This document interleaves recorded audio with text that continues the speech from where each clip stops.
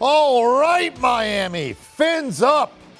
The Miami Dolphins have continued this string of upsets in the NFL.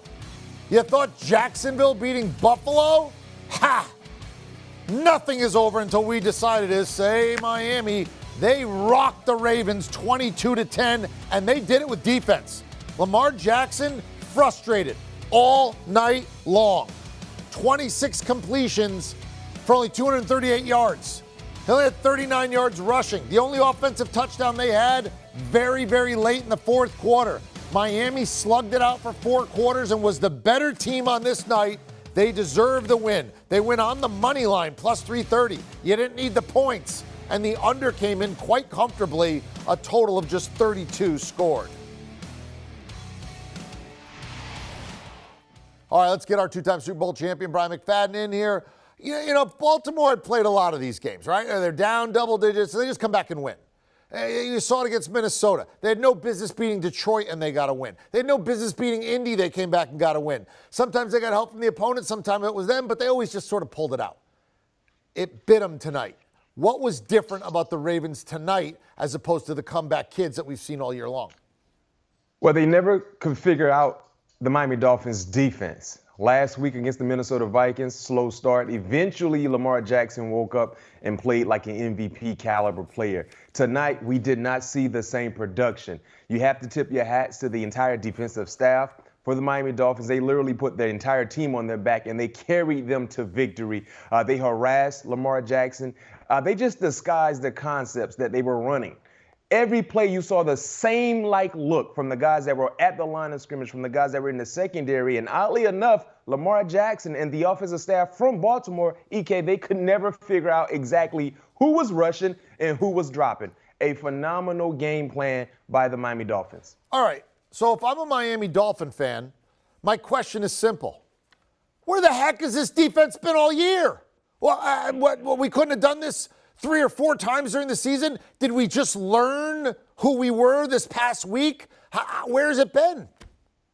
You know what? I think you have to look at the ball game a week ago against the Houston Texans and seeing what they were doing against the Texans. Granted, a below average team, to say the least, a team that doesn't have a lot of talent, but they established a lot of confidence from that ball game. They harassed Tyrod Taylor. They created turnovers. And the same mentality showed up in tonight's ball game right down there at Hard Rock Stadium. So this is something to build upon because, EK, remember, this defense a year ago, they were one of the best defenses in the National Football League when it came to creating turnovers and giving their offense extra possessions. So did they just slump for 8 weeks?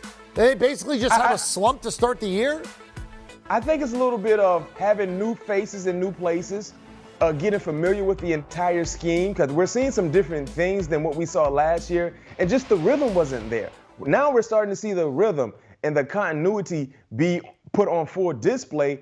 And yes, it seems to be a little late, but it's never too late when you still have a lot of game left to play in this season. In the last 2 weeks, name me another defense that has been hotter than the Miami Dolphins.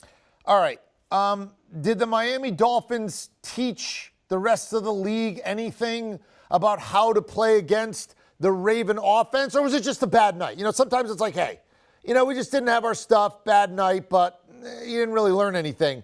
Or do you feel like there was something that now defensive coordinators are like, aha, thank you, Miami? You better believe this tape will be showcased throughout the NFL for teams that are playing against the Baltimore Ravens.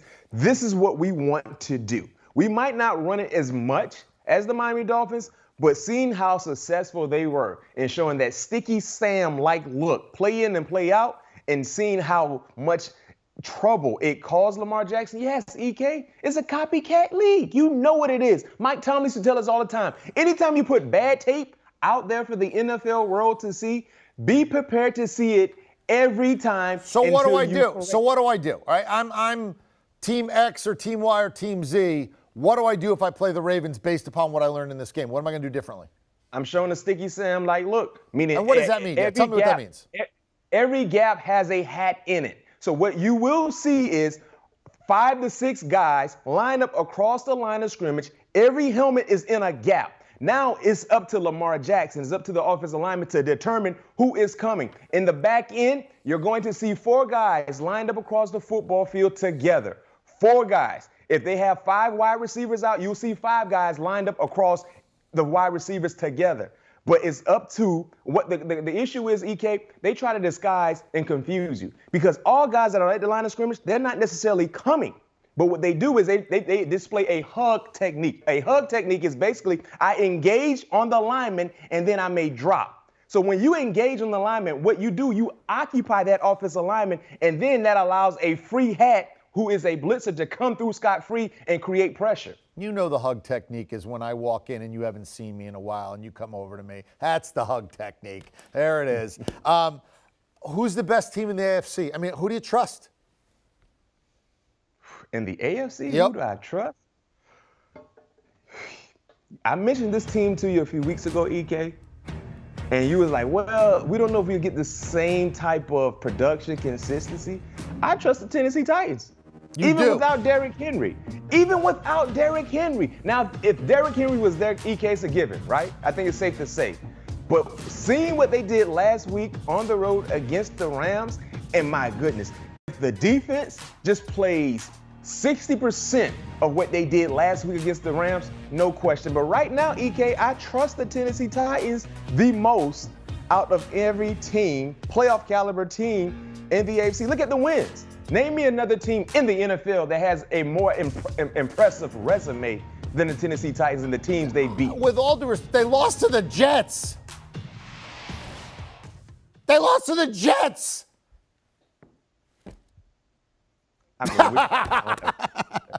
But it's only one of 2 losses, to be fair. And their other loss was week 1. So Tennessee has actually won 7 out of 8. And last week, they smoked the Rams in L.A. without Derrick Henry. I see where you're coming from. Last one. Do you have a team that's not 6-7 wins? Maybe one of those 5 or 4 win teams that you look and you go, watch out, they could be good. I'll give you mine while you're thinking of yours. Cleveland.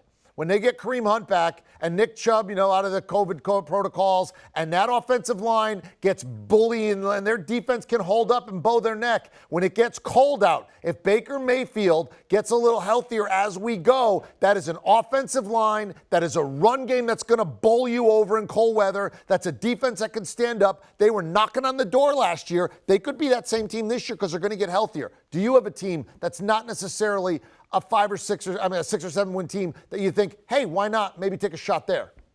I have 2 for you, right? I'm going to keep it in the same division. What about my beloved Pittsburgh Steelers? What about the Steelers?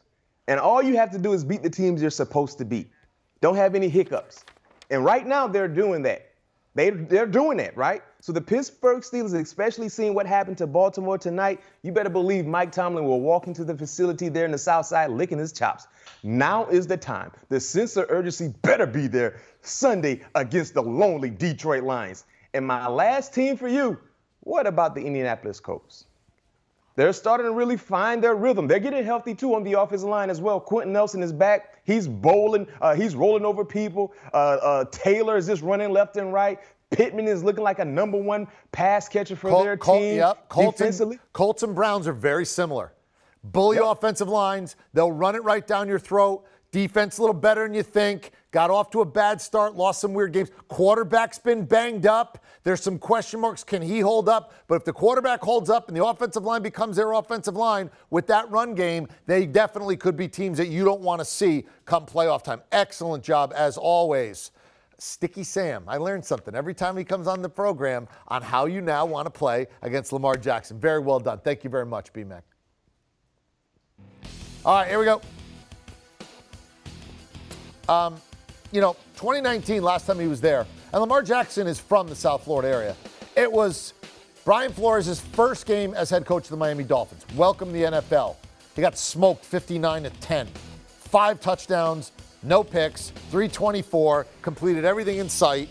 Meanwhile, in this one, how about 1 touchdown they gave up? They dominated the game, and now Miami comes all the way back from 59-10 to actually winning the game against the same team that routed them and Coach Beeflo's first game. Do you want a sports network that delivers everything that matters about the game? The highlights, the picks, the instant analysis, no yelling, no fake debates, no politics. Hit the subscribe button and never miss a moment.